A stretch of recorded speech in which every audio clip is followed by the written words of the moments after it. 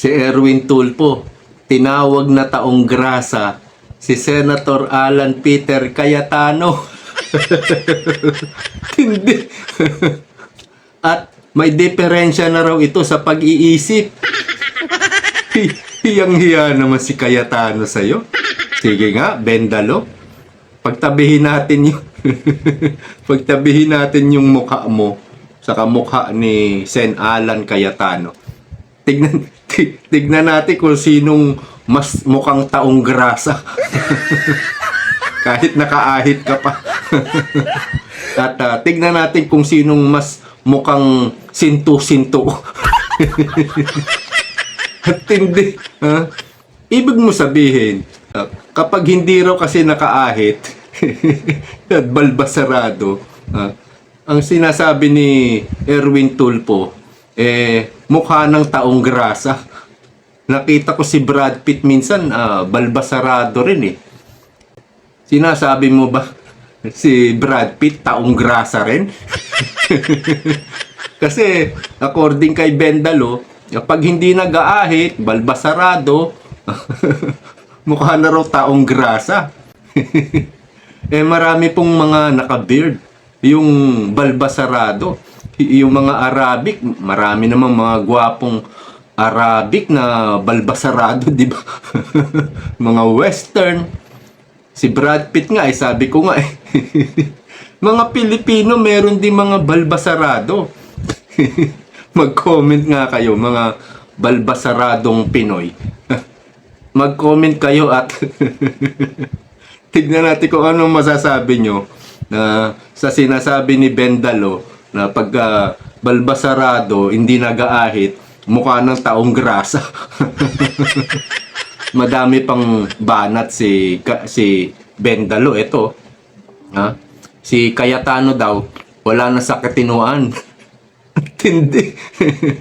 Dahil kung ano-ano na yung mga forma. Pati forma. At yung mga pananalita. Tapos, nung natanggal daw ito sa pagiging Senate President, na iba na yung takbo ng pag-iisip. Antindi. Yung pag-iisip mo, matino ba? Pag sinasabi mo bang, sometimes, we have to bend the law. Yun bang matino ang pag-iisip? Tapos, hindi na nga raw ito kinakausap ng lahat ng members ng majority. Bakit siya kakausapin? Binubulgar na niya kayo. Yung mga kabulastugan nyo, yung mga corruption, pandarambong nyo. Natural, hindi na yan kakausapin ni Soto, ni Lacson, yung mga NPA na 3. Binubulgar niya na kayo Tapos, 2 weeks lang daw kasi si Senator Cayetano na naging Senate President. Kaya hindi raw matanggap ni Alan Peter Cayetano. Kaya kung ano-ano na pinagsasabi daw sa kanila. Tapos, mahirap naman daw patulan yung taong may diferensya sa pag-iisip. Kasi pag pinatulan mo raw, mas masahol ka pa. Ibig sabihin, mas baliw ka kapag pumatol ka sa baliw. Okay.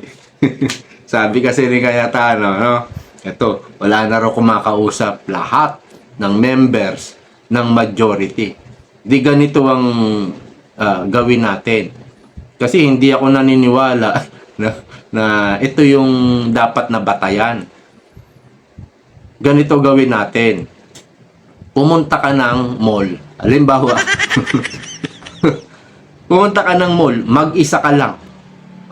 Bendalo. Tapos, tignan natin kung ano yung magiging pagtanggap sa'yo ng mga tao. Kasi sinasabi niya wala nang kumakausap dyan Parang yun ang gustong sabihin niya kasi nga nawawala na raw yung yung katinuan.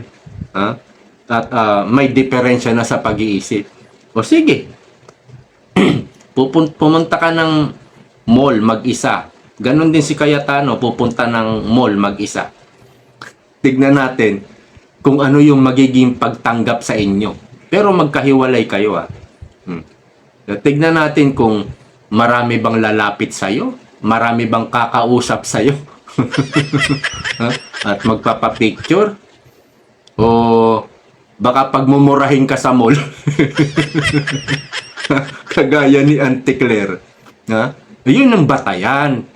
Pero, dapat fair ang laban. Walang hakutan. Kasi marami kang milyones baka manghakot ka ng 2 bus. Kayang-kaya mo naman bayaran. Dapat fair lang. Wala ka maibanat kay Cayetano, no? Kaya personal yung banat mo. Alam natin, nangaasar lang si Bendalo. Pero personal yung banat niya. Wala kayong maibintang. Wala kayong maipanira tungkol sa corruption, tungkol sa mga pagkakamali ni Cayetano sa impeachment. Wala kayong makita. Lalo ka na Bendalo, kaya personal na lang. Personal. At yung mga birada niya sa live stream ni Cayetano, hindi nyo masagot. Kaya personal na lang ang banat mo. Kanina o kagabi, bumanat pa ito doon sa mahaba daw yung pag yung minority natatawa kasi ako. Pag yung minority, hindi raw tumutunog yung bell, hindi raw kumakalembang. Pag sa majority, kasi ang 2 minutes lang binibigay